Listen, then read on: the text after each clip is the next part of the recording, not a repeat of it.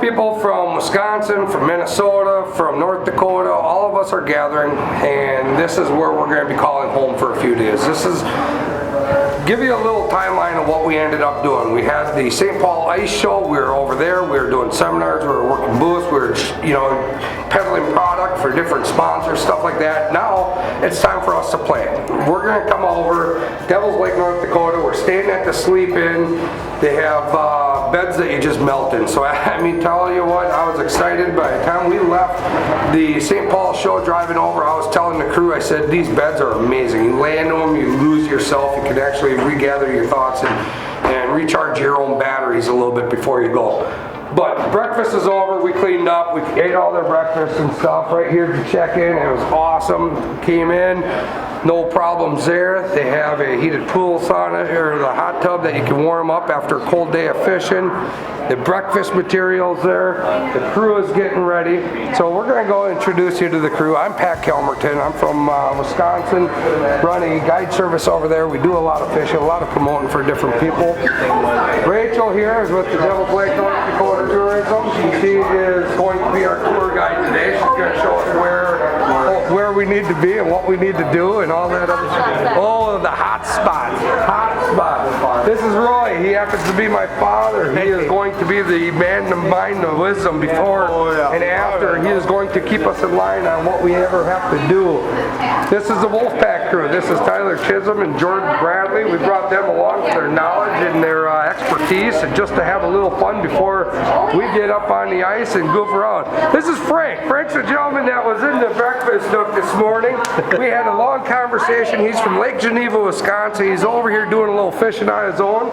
And I tell you what, if we find some fish, we're going to let Frank join in and have some fun because he's fishing alone, and that sometimes just isn't as much fun as with the group. No, it isn't. It's fun to have a party group. And now that it's warmed up to 15 below, I'm ready to hit it. That's right. I know that Frank has a spot that he really wants to hit this morning, so we're going to let him do that while we go goof around. But at some point throughout, Frank is going to be showing an appearance. So we'll start with the divide and conquer, and then we'll meet up. I like that. I like that. Good luck fishing. Thanks. Yeah, good luck. So we had an awesome conversation this morning. We sat around, we ate some breakfast, we had a good time. But there's there's three other people that I have to introduce you to before I keep rambling on. Over here is the lovely Hannah Hudson. Hi. She is a mastermind at finding fish, so we had to bring her along, and she's going to put us on the boat. Spidey sense. That's right. She likes to lay down on the hole, look down the thing, see what the fish are doing, how they're interacting, what they're eating, and that way, she'll put us on some fish. Great. Over here, the lovely Suzje Kenner. Suzje Kenner, Devil's Lake, North Dakota. You're like a big cuddly bear. I am a cuddly bear. You see this fancy little soft sweatshirt? Yeah. Notice Hannah got one last night when she checked in, but the rest of us didn't get one, so I didn't think you'd look very good in it. Kind of womanish, but now that I see the hat, I should have gotten you one. She's picking on my hat. I am.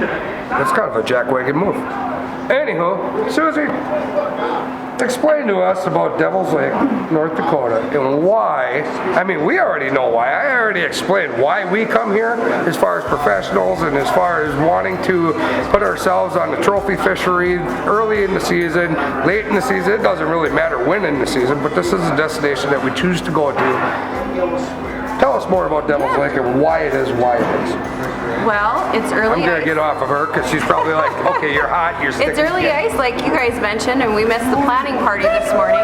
But we are going to hit some spots that we know have good ice or think that we have good ice, and we're going to test it out, and hopefully we'll catch something. We're just going to kind of roll with it since it's early in the season. There are still some spots on the lake that do have open water, so we're going to stay away from those areas, and we're just going to go out and try and have a good time.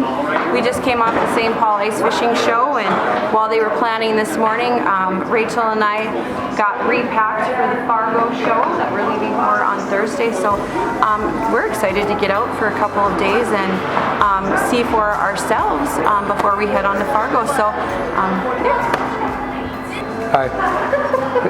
All right. So, like I said earlier, I always like to, especially with a different group all the way across the board from all over the place. Some of us have never fished together. I break the ice by looking like a fool. Now it's time to get all situated before we go to town, so I don't make a fool out of everybody that I'm with. But we're going to go downtown. We're going to go to a couple of bait shops or a bait shop.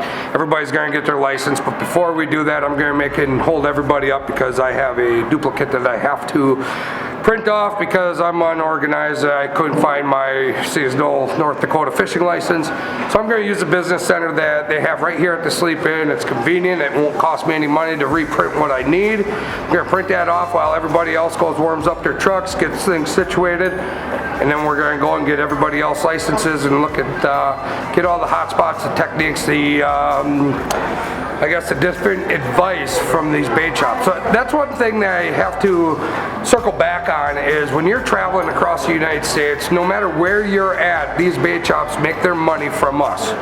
Anybody can go on to Amazon and buy their stuff. Anybody can go to great big box stores and stuff, but support your small local community, bait shops and everything else. And I will tell you one thing, when you do that, that kid that is standing next to your kid playing sports, that's his family. It goes a very long ways. I'm telling you, this community, deer season in Wisconsin just got done. It made me sick as I was driving around. All the bars, all the establishments were sitting empty because nobody has to register their deer in Wisconsin anymore. Takes away from that storytelling, takes away from that camaraderie, it takes away from a lot of different things, but it also makes life extremely difficult for these small businesses. So in North Dakota, what we're going to do, we're going to go to a local establishment, a small little bait shop, get their advice, give them some of our business from out of town, and have a great time.